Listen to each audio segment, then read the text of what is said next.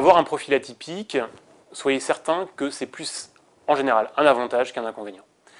La plupart des formations reçoivent, au moment des candidatures, des profils qui sont souvent très homogènes. Et donc les jurys sont très demandeurs d'avoir des profils atypiques. Ça peut être un vrai atout. Et ce pour trois raisons. La première, c'est que lorsque vous avez un profil atypique, vous êtes porteur d'une expertise nouvelle. C'est ce que l'on recherche typiquement au niveau bachelor, hein, puisqu'on recrute des potentiels. C'est ce qu'on recherche également en niveau master, et particulièrement lors des admissions parallèles. On veut diversifier les promotions.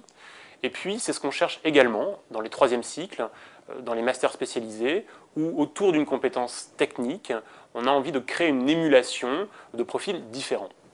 Alors, prenons un exemple d'expertise nouvelle.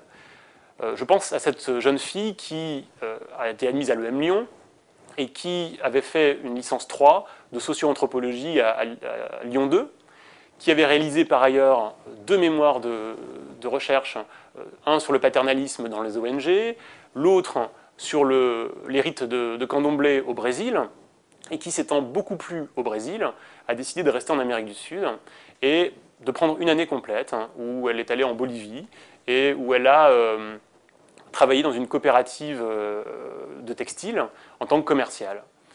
Eh bien, cette jeune fille a acquis, au fil du temps, un regard très éclairé sur le commerce équitable. Et le commerce équitable est devenu, depuis maintenant quelques années, une partie non négligeable du marché. Et donc, cette jeune fille, via son expérience, apportait une expertise nouvelle et crédible, et non pas un fantasme. Le deuxième atout que peut représenter un profil atypique, c'est qu'en général, il est également porteur d'une plus grande maturité. Là, je pense à plusieurs exemples concrets. En particulier, tous les sportifs de haut niveau, qui, après 10 ans, 15 ans de carrière, s'arrêtent et reprennent des études. Je pense en particulier à un candidat qui, après 15 ans d'équitation à très haut niveau, arrête l'équitation, travaille pendant 2 ans dans une entreprise d'import de produits chinois et qui, motivé ou mu par une ambition collective et de service public, décide de présenter Sciences Po en affaires publiques avec pour projet de devenir acheteur public. Évidemment, la crédibilité est énorme.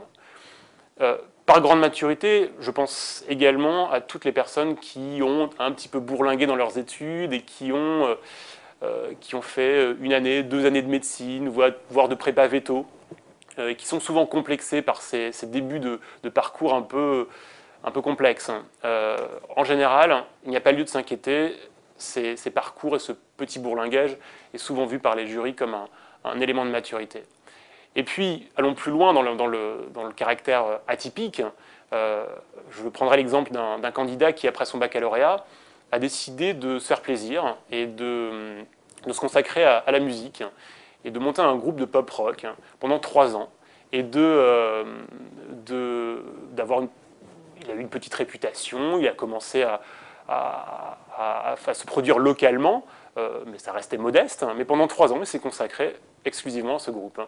Il a repris ses études et s'est présenté à Sciences Po en master ressources humaines, et voilà, il a été admis.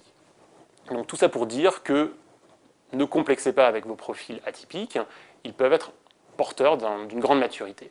Enfin, le troisième élément qui révèle un atout dans votre profil atypique, c'est que tous les chemins mènent à Rome.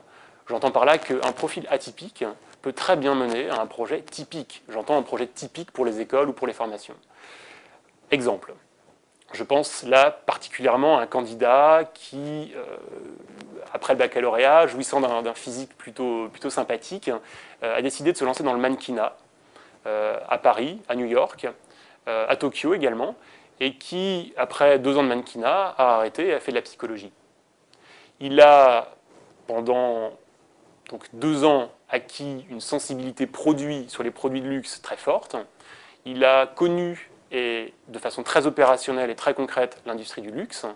Et à cela s'ajoute une compétence en psychologie qui peut être un atout même très intéressant pour le marketing, à l'heure où on s'intéresse beaucoup à la psychologie des consommateurs. Et donc ce candidat a été pris à HEC. Deuxième expérience, et encore plus atypique cette fois-ci, vraiment très très atypique. Je pense à un candidat qui présentait une formation de 3e cycle en agroalimentaire et qui a fondé sa candidature exclusivement, non pas sur des expériences professionnelles, non pas sur des expériences de petits boulots, mais exclusivement sur une expérience personnelle, celle d'avoir perdu 50 kilos à l'âge de 18 ans. Et il avait un discours incroyable, très documenté sur l'industrie agroalimentaire, sur la nutrition et le vœu de s'engager dans sur ce marché des alicaments. Donc, retenez bien, profil atypique, on vous aime.